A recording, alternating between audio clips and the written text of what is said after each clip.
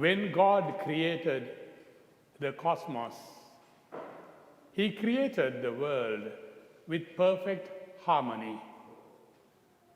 Perfect harmony with God and man, inclusive women, and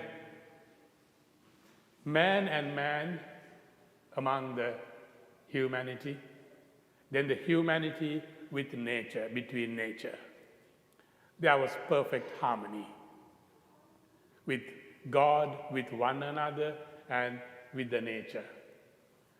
As time passed, because of the selfishness of the humankind, that perfect harmony was gradually destroyed.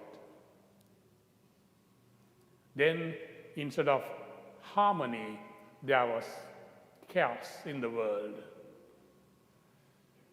In this context, the people of Israel, who thought, well, they were the chosen people, and they were trying to be faithful to the covenant, they thought only they would be saved.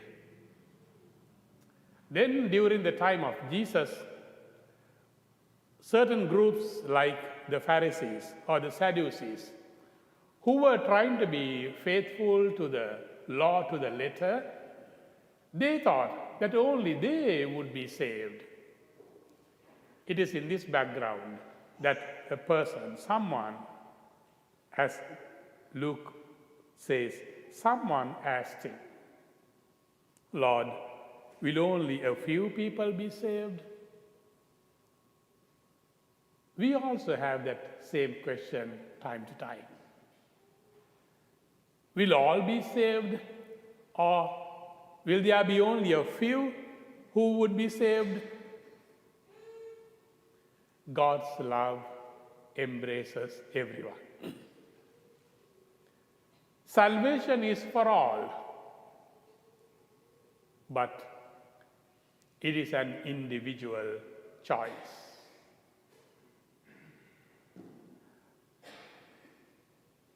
God's love embraces everyone, as we heard in the first reading.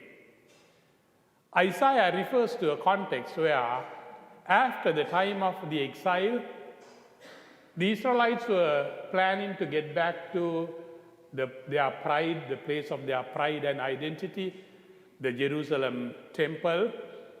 And he says, not only the chosen people, but people of every kind and nation and ethnicity, they will get back to Jerusalem to worship the Lord, signifying that the salvation is for all, that God embraces everyone with love.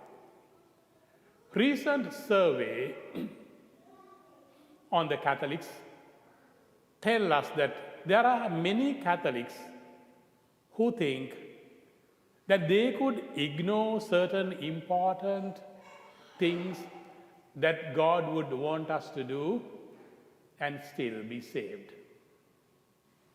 You know, even in our ordinary conversations with the political thoughts, we weigh the truths, and this survey comes out to be true. Perhaps we need to have a religion, or we desire to have a set of doctrine or a religion which is appealing to my opinions. But according to today's gospel, it is contrary to the teachings of the Lord. When Jesus says, enter through the narrow gate,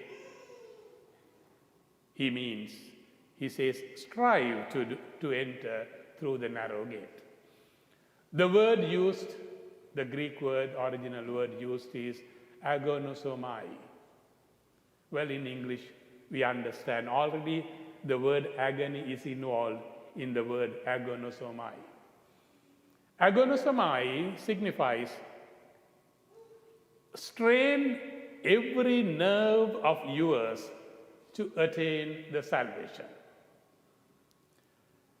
Make all the efforts possible to attain the kingdom of God or to attain salvation. Harness your resources, knowledge, and energies to be saved. And this agonosomai is specially used in the context of sports. In the athletic world, it is athletes who would harness, who would forward their whole energy in the competition so that they would win the prize.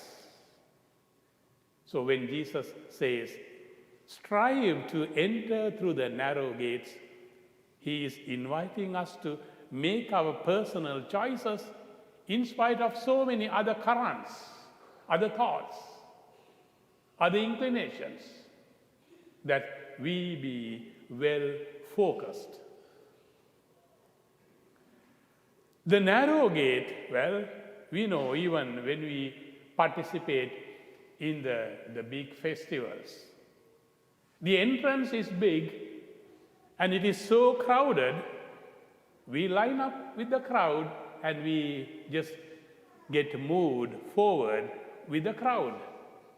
We do not know at the beginning where we are going, but we are being pushed with the crowd. That is not the narrow gate. Narrow gate is the gospel way of life. Narrow gate is where God is regarded as our Father and our fellow humankind as our brothers and sisters. And there is perfect harmony between God and man, and man and man, and man with nature. Narrow gate is to get back to the original mind of God and to have some kind of discipline, as in the second reading, like the parents disciplining children for a purpose, for a good end. We Catholics, we Christians are invited, therefore, to enter, to strive, to do everything possible, agonosomai, to win the salvation. Are there only a few who would be saved? No. Everybody has the potential to be saved, provided we make a personal choice, individual personal choice, and do everything possible, agonosomai, to be saved.